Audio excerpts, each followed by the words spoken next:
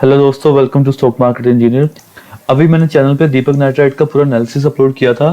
तो यहाँ पे चाइना के साथ क्या कनेक्शन है, यहाँ पे आप पूरा एनालिसिस देखें, आपको समझ आएगा कि आज इसका जो 10% का मूव है क्यों हुआ है, और बाकी के जो केमिकल स्टॉक है और भी जो पावर और कोल सेक्टर की जो कंपनियां भाग रही हैं, तो उसके पीछे यहाँ पे बड़ा रीजन दोस्तों चाइना का कनेक्शन है। तो आप इसको पूरा देखें।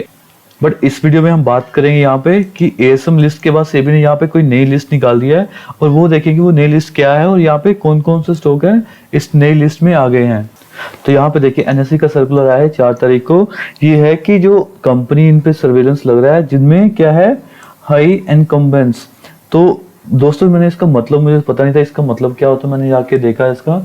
तो यहाँ पे जो आ रहा है कि जिसपे कंपनी पे जिन पे बर्डन बहुत ज्यादा है, लीगल बर्डन हो गया या किसी मतलब लोन का बर्डन हो गया, तो ऐसी कंपनी है जिनको अब क्या किया सेबी ने धीरे धीरे नई लिस्ट में डालना शुरू कर दिया, ताकि यहाँ पे जो रिटेलर्स हैं या शेयर होल्डर है उनको पता चल जाए कि इन कंपनी में आपको इन्वेस्ट करना है कि नहीं।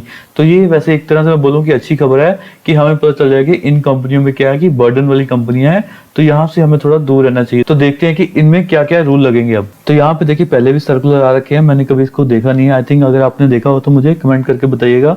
तो यहाँ पे कौन कौन से शेयर थे पहले जो इस लिस्ट में थे, तो यहाँ पे पढ़े क्या क्या यहाँ पे रूल है। जो क्या रहा है कि इन एग्जिट 1 में ये स्टॉक है, इन्होंने क्या कर लिया है, satisfy the criteria for inclusion under surveillance measure and shell attract minimum 35% margin in equity and equity derivatives.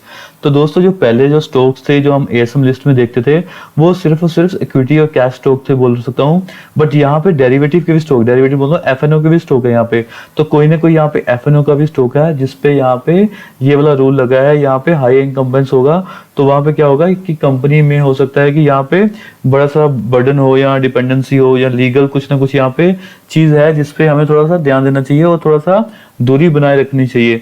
तो यहाँ पे क्या होगा, जो भी स्टॉक होगा 6 तारीख से क्या होगा इन पे लग जाएगा, और 7 तारीख अगर हम कोई नई पोजीशन लेंगे बट 6 तारीख को कोई ओपन पोजीशन है उस पर भी लग जाएगा। और यहाँ पे सेकंड नंबर पर बताया गया है कि नेक्सट 2 में जो यहाँ पे शेयर्स हैं वो इस लिस्ट से आउट हो जाएंगे। कब से? कल से, यानी 5 अक्टूबर से।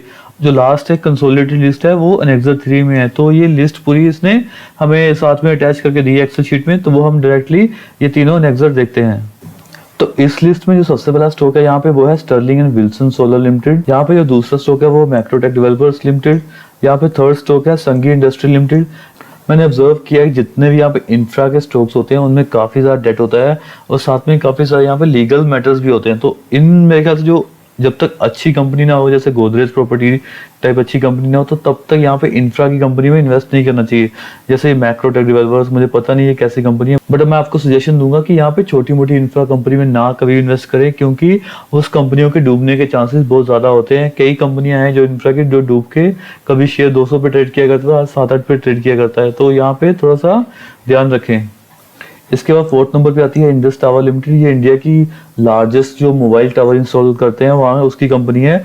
तो इस पर भी काफी तगड़ा डेट होगा, इसलिए ये इसको इस लिस्ट में डाला गया है। और यहाँ पे 35% का मार्जिन आपको मिनिमम देना पड़ेगा अगर आपको इसमें ट्रेड करना है। तो यहाँ पे जो नेक्स्ट स्टॉक है वो है जिंदल स्टेनलेस स्टील। तो यहाँ पे भी काफी तगड़ा डेट है, तो इसलिए इसको इस लिस्ट में डाला गया है। उसके बाद आता है यहाँ पे वोकार्ट फार्मा। यहाँ पे कोई ना कोई लीगल मैटर होगा जिसकी वजह से ये शेयर 800 से 400 पे आया, और 400 पे अच्छा खासा इसने सपोर्ट भी लिया। मैंने इससे रिसेंटली कवर भी किया था कि 400 पे हमें अच्छा खासा बेस है, यहाँ पे हमें अच्छा खासा अपसाइड देना भी चाहिए, और 400 से मूव की किया है, 450-60 पे भी किया है।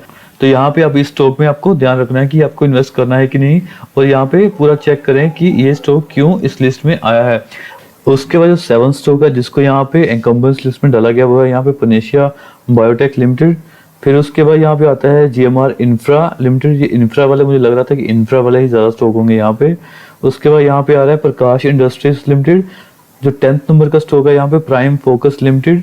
दोस्तों 10 स्टॉक हैं टोटल जिनको इस लिस्ट में डाला गया है। तो इन सभी स्टॉक में आप ध्यान रखें, मेरे ख्याल से जो भी किसी बर्डन या लीगल या इन सब मैटर में बैठा है वो लॉन्ग टर्म के लिए कभी आप इन्वेस्ट नहीं कर सकते। शॉर्ट टर्म के लिए आप इन्वेस्ट कर सकते हैं, बट मैं हमेशा आपको राय दूंगा यहाँ पे कि यहाँ पे जब 2-3 साल का अगर यहाँ पे व्यू रखते हैं तो यहाँ पे ऐसी कंपनी में इन्वेस्ट ना करें यहाँ पे कुछ ना कुछ बर्डन हो, लीगल मैटर हो, या कुछ ना कुछ डेट बहुत ज्यादा हो जिसको चुकाने में कोई ना कोई यहाँ पे इसको फाइन पड़ सकता है, या कोई ना कोई यहाँ पे सुप्रीम कोर्ट की रूलिंग आ सकती है। तो आपने ये भी देखा होगा कि वोडाफोन आइडिया में क्या हुआ, कहाँ से कहाँ पे आ गया शेयर। तो ऐसे कभी ना कभी ये शेयर नीचे ही आएंगे मेरे ख्याल से, तो इन शेयर से थोड़ा दूर रहें। तो नेक्सा 2 में वो स्टॉक है जिनको इस लिस्ट से निकाल दिया गया है विद इफेक्ट फ्रॉम 5 अक्टूबर। तो यहाँ पे पहला स्टॉक है वेदांता है। वेदांता आपको पता है दोस्तों, ये स्टील का काफी बड़ा स्टॉक है। तो यहाँ पे स्टील की कंपनीज काफी तगड़ा मूव दे चुकी हैं लास्ट के 1 साल में, बिकॉज स्टील के प्राइसेस बहुत ज्यादा बढ़ गए थे। बट मैं यहाँ पे फिर भी बोलूंगा कि ये पोर्टफोलियो स्टॉक नहीं है, ये सिर्फ एक शॉर्ट टर्म ट्रेडिंग के लिए स्टॉक हो सकता है। अगर कोई मुझसे पूछे कि 2-3 साल का व्यू लेके कोई मुझे स्टॉक चाहिए, तो मैं वेदांता बिल्कुल भी रिकमेंड नहीं करूंगा। यहाँ पे आप इन स्टॉक में ट्रेडिंग करें, बट हाँ इनको लॉन्ग टर्म के लिए ना रखें। कभी ना कभी यहाँ पे कुछ ना कुछ लीगल मैटर है, इसका बायबैक का ऑफर भी आना था, तो वो भी आई थिंक पूरा नहीं हुआ। कुछ ना कुछ यहाँ पे मैटर चलता रहता है। तो इन स्टॉक को मैं फिर से बोलूंगा पोर्टफोलियो की कैटेगरी में ना डालें। दूसरा स्टॉक है यहाँ पे डीपीएससी लिमिटेड, इसका मैंने नाम नहीं सुना हुआ। और लास्ट यहाँ पे स्टॉक है वो है हिंदुस्तान कंस्ट्रक्शन कंपनी लिमिटेड, जो इस लिस्ट से निकाल दी गई है। तो ये तीनों स्टॉक इस लिस्ट से निकाले गए हैं। इसके बाद जल्दी से हम एएसएम का अपडेट देखते हैं।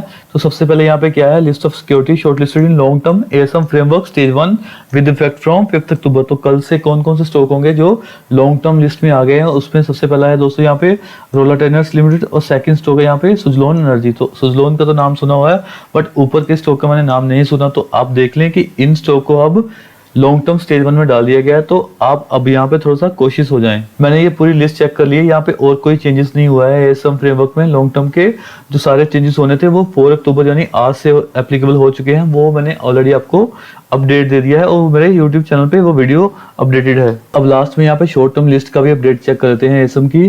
तो कल से जो नया स्टॉक इसमें एंटर कर रहा है शॉर्ट टर्म में फ्रेमवर्क 1 में, तो वो है यहाँ पे जीटीपीएल हैथवे लिमिटेड। अगर आपके पास ये स्टॉक है तो आपको यहाँ पे समझना होगा कि ये एएसएम के सारे जो फ्रेमवर्क के रूल होते हैं 50% मार्जिन के, तो इस पे लग जाएंगे। तो उस हिसाब से आपको अभी ट्रेड करना होगा। तो थोड़ा सा कोशिश हो जाए जो भी स्टॉक यहाँ पे एएसएम फ्रेमवर्क में आ रहे हैं। तो दोस्तों ये था मेरा पूरा अपडेट जितना भी यहाँ पे सेबी के द्वारा फ्रेमवर्क बनाया गया है उस पे।